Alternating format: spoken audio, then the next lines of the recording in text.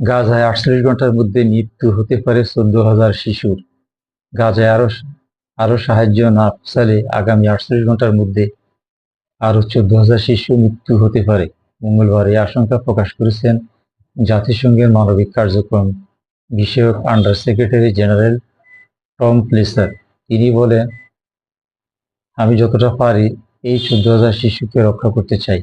এদিকে গাজায় ত্রাণ পৌঁছানোর উপর 11 সপ্তাহ ধরে চলা অবরোধ তুলে নিয়েছে ইসরায়েল। যদিও প্লেসার বলেছেন মাত্র 5টি লরি ত্রাণ নিয়ে সেখানে যেতে পেরেছে। তিনি আশা প্রকাশ করেছেন যে আজই অন্তত 100 ত্রাণবাহী লরি গাজায় পৌঁছাতে পারবে। তিনি আরো বলেছেন, আমাদের গাজা উপত্যকায় ব্যাপক মানবিক সহায়তা দেওয়া দরকার। আরো সহায়তা সেখানে নেওয়া যায় কিনা সেটা হবে জাতিসংঘের সত্যিকার পরীক্ষা।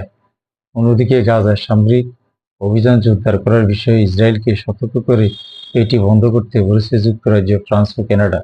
একই সঙ্গে দেশ তিনটি গাজায় ত্রাণ প্রবাহ বাড়ানোর পরামর্শ দিয়েছে। ইসরায়েলের প্রধানমন্ত্রী বেনিয়ামিন নেতানিয়াহু বলেছেন, এই যুদ্ধ কালই শেষ হয়ে যেতে পারে যদি হামাস সব জিম্মিকে ছেড়ে দেয় ও অস্ত্র সমর্পণ করে। এখনো হামাসের হাতে 18 জন জিম্মি আছে এবং এদের মধ্যে 23 জন জীবিত আছে বলে মনে করা হয়। সূত্র দ্য গার্ডিয়ান।